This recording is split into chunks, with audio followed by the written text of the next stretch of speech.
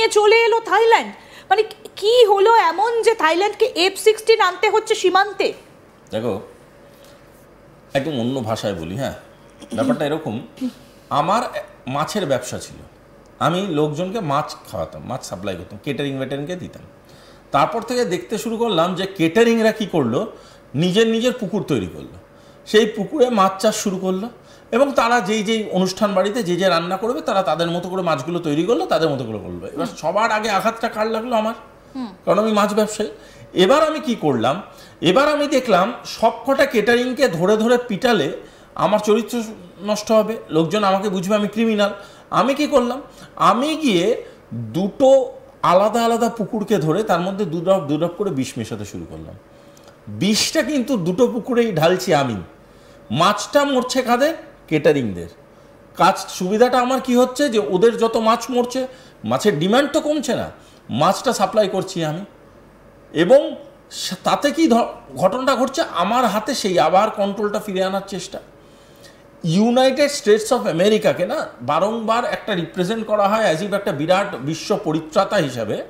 এরা বেসিক্যালি একটা খুব ডেকোরেটেড অস্ত্র ব্যবসায়ী, এবং এরা দিনের পর দিন যেটা চেয়েছে সেটা হলো যে যত কনফ্লিক্ট, যত ডিস্টারবেন্সকে যত রকমভাবে অ্যাগ্রিভেট করানো যাবে, যত রকমভাবে সেই ডিস্টারবেন্সগুলোকে সাপোর্ট করা যাবে, তত বেশি তারা ফুলে ফেঁপে উঠবে।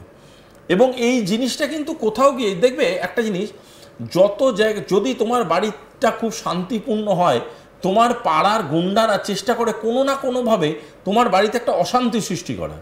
কেন এই অশান্তি সৃষ্টি করা?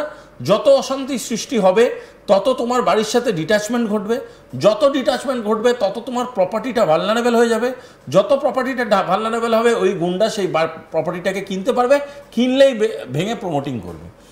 এই কনসেপ্টটাকে যদি বুঝে যাও, এই কনসেপ্টটা কিন্তু লং লাস্টিং কনসেপ্ট, এবং তার জন্যেই আজকের ডেটে ক্যাম্বোডিয়ার মন্দির বলো, থাইল্যান্ডে কি বলো খ্রিশ্চান অ্যাগ্রেশন বলো, তুমি থাইল্যান্ডে নিজস্ব হিন্দু ব্যাকগ্রাউন্ডও আছে সেই ব্যাকগ্রাউন্ড বলো, ক্যাম্বোডিয়ার যে হিন্দু ব্যাকগ্রাউন্ড আছে সেই ব্যাকগ্রাউন্ড বলো, সেইগুলোর মধ্যে কমিউনাল কনফ্লিক্টগুলো অ্যাগ্রিভেট করানোটা ভীষণ ইম্পর্টেন্ট। তৃতীয়, এদের সবারই কোস্টলাইন আছে, এই কোস্টলাইন মানেই কিন্তু ট্রেড ইউনিটস।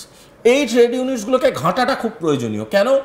এই ট্রেড ইউনিটসগুলো যতটা সুন্দরভাবে উঠবে ততটা সুন্দর কিন্তু চায়না, ইন্ডিয়া, এদের যে রিলেশনশিপসগুলো তৈরি হচ্ছে এশিয়ায়, স্মলার এশিয়া বা বিগার এশিয়ার যে কনসেপ্টগুলো তৈরি হচ্ছে, আজকের দিনে আমরা বিমস্টেক নিয়ে আলোচনা করছি, ব্রিক্স নিয়ে আলোচনা করছি, তার কারণটা কি? একটা অল্টারনেট ট্রেড রুট তৈরি করার চেষ্টা করছি। এই যে পুকুরের কথাটা যে বললাম, যে যার মতো পুকুর তৈরি করার চেষ্টা করছে, সেটাতে খুব চটে যাচ্ছে কে? সেটাতে খুব চটে যাচ্ছে এমন একটা দেশ, যেই দেশটা সব কটা ব্যবসার মধ্যে রাজা সাজার চেষ্টা করেছিল। যাই ব্যবসা তুমি করো না কেন আমাকে পয়সা দিতে হবে, যাই তুমি করবে না কেন আমাকে তার জন্য তোমাকে ভুগতান করতে হবে। কেন করবে ভাই? এবং সেটা যখনই হচ্ছে না তখনই কোনো না কোনোভাবে কনফ্লিক্টগুলোকে জেনারেট করছে। একটা জিনিস আমি তোমায় বলি, কনভেনশনাল আর্মি ওয়ার একটা জিনিস, যখন কোনো আর্মি ওয়ার্কের পিছনে ডিপ্লোমেসি বা খুব কোর্ট টার্মে বলো ইন্টেলিজেন্স ওয়ারফেয়ার হয়, সেই ইন্টেলিজেন্স কি করে? ইন্টেলিজেন্স ওয়ারফেয়ারের পিছনে ভীষণ রকমভাবে একটা রকম খেলা খেলে। সেই খেলাটা কি? কোনো একটা এক্সিস্টিং কনফ্লিক্টকে বারংবার বারংবার বারংবার করে অ্যাগ্রিভেট করানো হয়, বারংবার করে ঝামেলাটা বাড়ানো হয়, এবং বাড়িয়ে তারপরে কনফ্লিক্টটা এমনভাবে লাগে মনে হয় যে দুটো দেশ কনফ্লিক্টের মধ্যে এনগেজড আছে সেই দুটো দেশের কারণেই কনফ্লিক্টটা হচ্ছে। তৃতীয় দেশটা যে ব্যাকগ্রাউন্ড থেকে খেলাটা খেলছে তাকে কিন্তু ধরতেই পারা যায় না, এবং সেই কারণেই এটা এতটা ভয়ানক একটা স্থিতি। এবং এই জিনিসটা আমার বিশ্বাস যে তৃতীয় কারোর ইন্টারভেনশনে হচ্ছে, এবং সেই ইন্টারভেনশনটা যদি আগামী দিনে সিআইএর হাত পাওয়া যায়, এবং to be very cordial about that, ইউএসএর হাত পাওয়া যায়, অবাক হওয়ার কিছু নেই।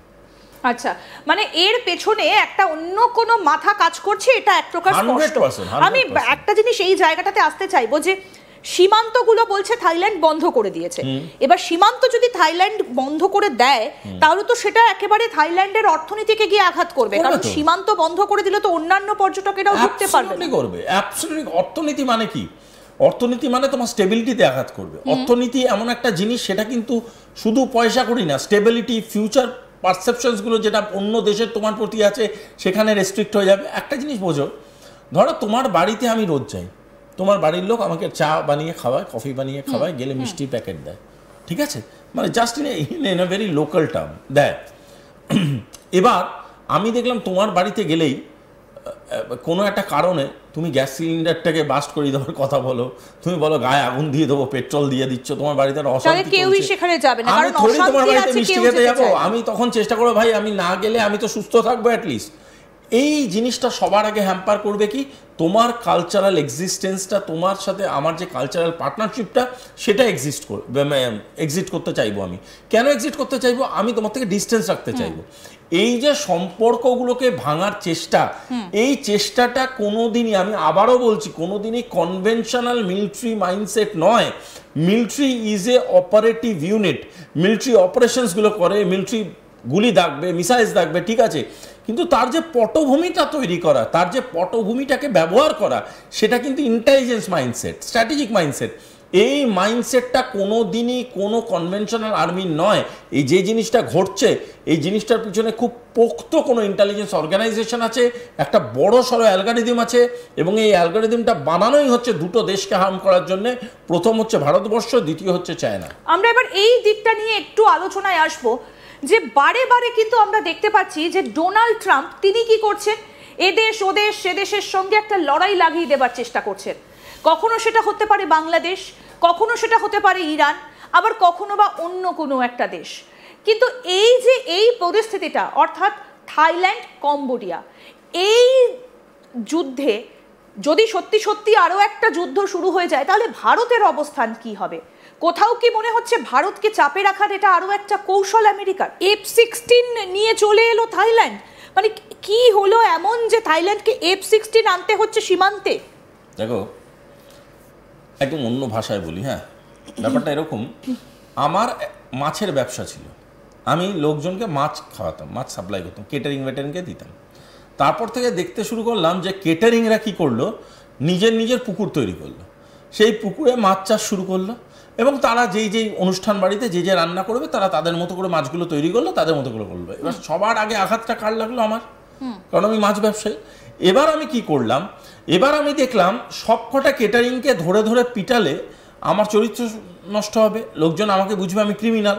আমি কি করলাম, আমি গিয়ে দুটো আলাদা আলাদা পুকুরকে ধরে তার মধ্যে দু ড্রপ করে বিষ মেশাতে শুরু করলাম। বিষটা কিন্তু দুটো পুকুরেই ঢালছি আমি। মাছটা মরছে কাদের? কেটারিংদের। কাজ সুবিধাটা আমার কি হচ্ছে, যে ওদের যত মাছ মরছে, মাছের ডিমান্ড তো কমছে না, মাছটা সাপ্লাই করছি আমি, এবং তাতে কি ঘটনাটা ঘটছে, আমার হাতে সেই আবার কন্ট্রোলটা ফিরে আনার চেষ্টা। ইউনাইটেড স্টেটস অফ আমেরিকাকে না বারংবার একটা রিপ্রেজেন্ট করা হয় অ্যাজ ইফ একটা বিরাট বিশ্ব পরিত্রাতা হিসাবে,